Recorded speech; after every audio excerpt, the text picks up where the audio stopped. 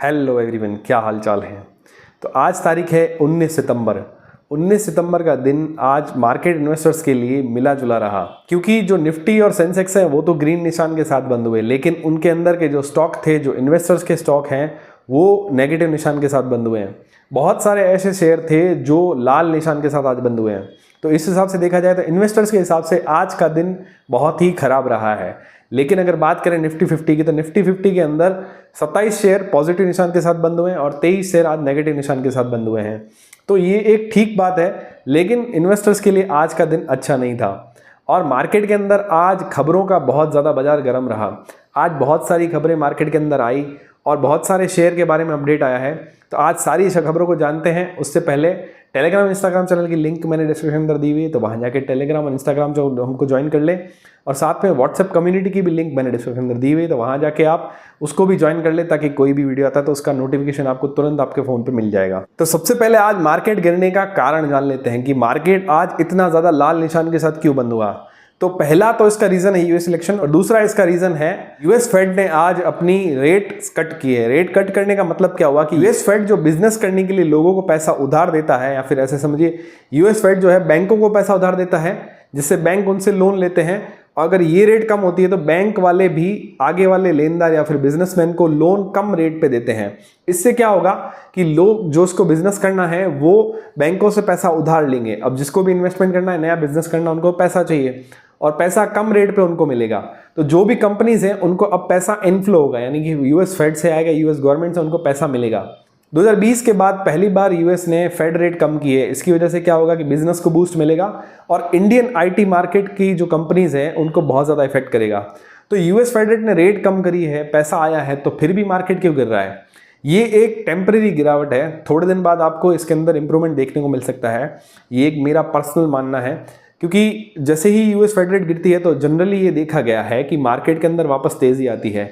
जब पैसा इनफ्लो होगा तो मार्केट बढ़ेगा। और इंडियन मार्केट बढ़ने का कारण क्या है? क्योंकि जो यूएस के अंदर के जो बिजनेसमैन हैं, वहाँ वो जो इन्वेस्टमेंट करते हैं उनके अंदर उनको रिटर्न कम मिलता है। और इंडिया, चाइना जैसी ग्रोइंग कंट्रीज़ के अंदर अगर वो इन्वेस्टमेंट करते हैं तो उनको बहुत अच्छा रिटर्न मिल जाता है। जैसे समझिए उन्होंने 5% से पैसा उधार लिया और इंडियन मार्केट में डाल के उन्होंने 12 से 13% उन्होंने प्रॉफिट कमा लिया। तो जो बीच का डिफरेंस होता है 7 से 8% का, वो पैसा दूसरों का पैसा लगा के 5% ब्याज बढ़ने के बाद अपने पास 7 से 8% का प्रॉफिट रख लेते हैं। तो इस तरह से बड़े बिजनेसमैन ग्रोइंग कंट्रीज के अंदर पैसा इन्वेस्ट करके बड़ा पैसा कमाते हैं। तो इसीलिए US Fed rate Indian market को इफेक्ट करती है। अब आपको ये चीज़ समझ में आ गई तो वीडियो को लाइक ज़रूर कर दें। अब इसके अलावा बात रही इंडियन शेयर मार्केट के बारे में। तो इंडियन शेयर मार्केट के अंदर सबसे पहले हम आज बात करेंगे एयरटेल की। एयरटेल ने आज 10 लाख करोड़ का मार्केट शेयर क्रॉस कर दिया।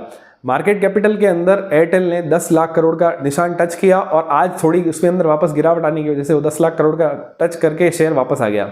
इसका क्या कारण था? उसका एक कारण था वोडाफोन आइडिया का शेयर गिर गया है 20%। वोडाफोन आइडिया का शेयर क्यों गिरा? क्योंकि सुप्रीम कोर्ट ने वोडाफोन आइडिया की प्ली जो है वो रिजेक्ट कर दी है।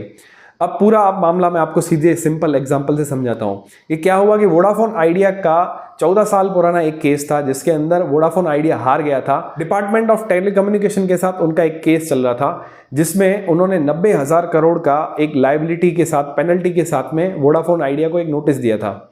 वो पैसे उनको आने वाले 10 साल के अंदर भरने थे, जो कि 2020 में वो जीत गए थे। और वोडाफोन आइडिया ने वापस क्लेम किया कि ये इसके अंदर कैलकुलेशंस के अंदर एरर है, और उन्होंने सुप्रीम कोर्ट के अंदर एक अर्जी डाल दी। उसकी वजह से उनको पैसा नहीं भरना पड़ा, लेकिन सुप्रीम कोर्ट ने आज उनकी प्ली रिजेक्ट कर दी। उसकी वजह से क्या हुआ कि आज उस पर 90,000 करोड़ का एक लायबिलिटी आ गई है, बहुत बड़ी।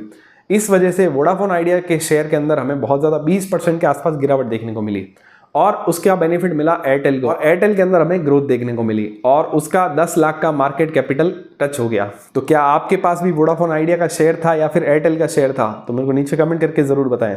दूसरी बड़ी खबर आ रही है बजाज हाउसिंग फाइनेंस को लेके। बजाज हाउसिंग फाइनेंस का आईपीओ अभी रिसेंट में आया था और उसके अंदर लगातार अपर सर्किट लग रहे थे और उसके अंदर डबल रिटर्न देखने को मिला था। तो इस हिसाब से देखा जाए तो बजाज हाउसिंग फाइनेंस के आईपीओ ने हमें बहुत अच्छा पैसा बना के दिया था। जिसको लगा था उन्होंने काफ़ी अच्छी प्रॉफिट कमाया है। जब इतना ज़्यादा शेयर बढ़ गया है तो उसके अंदर जाहिर सी बात है कि प्रॉफिट बुकिंग देखने को मिलेगी। तो लगातार 2 दिन से Bajaj housing finance lower circuit के साथ और नेगेटिव निशान के साथ बंद हो रहा है। आज भी Bajaj housing finance 7% down trend कर रहा था और 160 पे आज वो क्लोज हुआ है। उसका हाई जो है वो 186 से वो 160 पे आया है। 26 रुपये का 2 दिन के अंदर उसके अंदर डाउन ट्रेंड आया है। तो इसका मेन रीज़न है प्रॉफिट बुकिंग। इतना ज़्यादा अगर शेयर बढ़ जाता है, ओवर वैल्यूड हो जाता है, तो उसके अंदर प्रॉफिट बुकिंग एक सिंपल सी बात है। तो क्या आपने भी आज प्रॉफिट बुकिंग करी बजाज हाउसिंग फाइनेंस के अंदर? अगर करिए तो मेरे को नीचे कमेंट करके ज़रूर बताएं। अब तीसरी बड़ी खबर आ रही है आंध्र प्रदेश को लेके। आंध्र प्रदेश कैबिनेट ने एक नया नियम पास किया है जिसके अंदर लिक्कर सेल करने के लिए उन्होंने एक नई पॉलिसी बनाई है। तो इसका इफेक्ट क्या हुआ? जो लिकर बनाने वाली कंपनियां हैं उसके शेयर के अंदर आज हमें तेजी देखने को मिली। यूनाइटेड ब्रूवरीज, सम डिस्टिलरीज, इनके अंदर आज शेयर के अंदर तेजी देखने को मिली। मेरा एक मानना है, या फिर ये कैसा कहिए, मेरा एक पर्सनल थॉट है, दिल्ली के अंदर भी प्राइवेट लिकर बेचने के लिए पॉलिसीज बनाई गई थी, लेकिन उसका हाल क्या हुआ वो आपको अभी पता है। अब आंध्र प्रदेश कैबिनेट ने एक नई पॉलिसी बनाई है, वो तो आने वाला टाइम ही बताएगा कि इसका फ्यूचर कैसा हो सकता है। अगर नियम ढंग से बना के उसको बेचा जाए तो कोई दिक्कत नहीं है, लेकिन नियमों को ताक पे नहीं रखना चाहिए प्रॉफिट कमाने के लिए। अब ये तो आने वाला टाइम बताएगा कि इनकी पॉलिसीज अच्छी है या बुरी। तो आपको ये सब सुन के क्या लगता है मेरे को नीचे कमेंट करके ज़रूर बताएं। और इसके अलावा मार्केट के अंदर आईपीओ का बाजार बहुत ज़्यादा गर्म रहा। एनटीपीसी ग्रीन एनर्जी का आईपीओ ने डीएचआरपी अपनी फाइल कर दी है 10,000 करोड़ रुपए की।